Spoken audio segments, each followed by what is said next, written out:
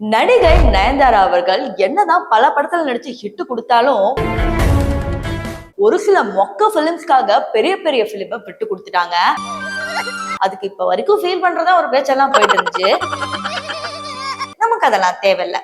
இப்போ நயன்தாரா அவர்கள் என்னென்ன பிலிம் மிஸ் பண்ணிருக்காங்க, இதெல்லாம் அவங்க மிஸ் பண்ணிட்டாங்களா அப்படின்னு கேட்டு எனக்கே செம ஷாக் ஆச்சு. அப்ப உங்களுக்கும் சொல்லணும்ல.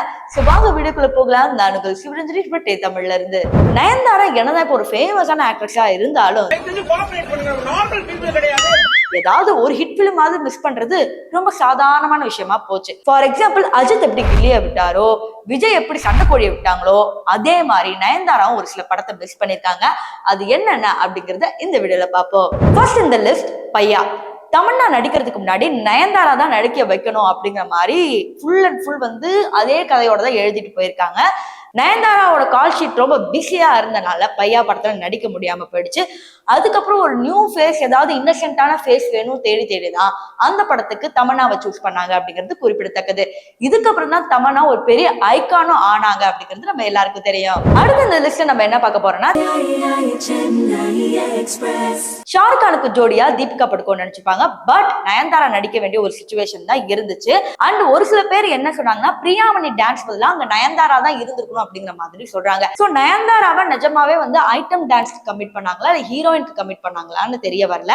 பட் சென்னை எக்ஸ்பிரஸ் வாய்ப்பை வந்து நயன்தாரா வேணும்ட்டே வேணாம் அப்படின்னு சொன்ன மாதிரி தான் நியூஸ் வந்துச்சு.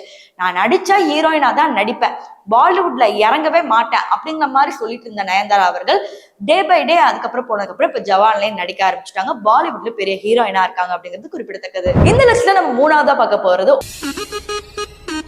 ஆக்சுவலி ஜெய் அண்ட் நயன்தாரா பேர் இதுக்கு முன்னாடியே அமைஞ்சிருக்கணும். ஃபார் எக்ஸாம்பிள், ஜீவாக்கு முன்னாடி ஜெய் தான் இருக்கணும் அப்படிங்கிற மாதிரி ஒரு கண்ணாடி டீம் பிளான் பண்ணாங்க. அதுக்கப்புறம் ஜெய் வந்து தப்பான பிலிம்ஸ் சூஸ் பண்ணனால அடுத்து நயன்தாராவும் இந்த லிஸ்ட்ல வந்து மாட்டிருக்காங்க. ஆக்சுவலி நயன்தாராவையும் ஜெயும் நடிக்க வைக்கணுங்கிறது தான் ஒரு பெரிய பிளான்லேயே இருந்துச்சு. பட் அண்ட் நயன்தாராவும் வந்து வேண்டாம் அப்படின்னு போனனால லாஸ்டா வந்து புது ஹீரோயின் தான் நடிக்க வச்சாங்க. அடுத்த இந்த லிஸ்ட்ல நம்ம என்ன பார்க்க போறோம்னா, திருச்சிற்றம்பலம் படம் எவ்வளவு ஒரு ஃபேமஸான படம். இதுல மட்டும் இல்லாம இதுல 3 ஹீரோயின்ஸ் இருக்கிறதும் நமக்கு தெரியும்.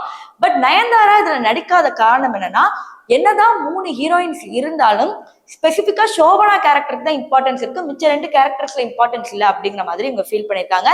இதையும் தாண்டி சோபனாவோட கேரக்டர் தான் நயன்தாராக்கு கொடுத்த மாதிரி இருந்துச்சு போல. பட் சம் வாட் நயன்தாராக்கு கால் ஷீட் இல்லாதனால திருச்சிற்றம்பலத்துல நடிக்க முடியாம போயிடுச்சு. ஒருவேளை தனுஷ் அதனால தான் கேஸ் குடிச்சிட்டாரோ. ஒரு மந்தையில் இருந்து 2 ஆடுகள் வேறு வேறு பாதையில் போய்விட்டன, இரண்டும் சந்தித்த போது பேச முடியவில்லையே. அடுத்த இந்த லிஸ்ட்ல நம்ம கடைசியா பார்க்க போறது தி லெஜெண்ட் மூவி.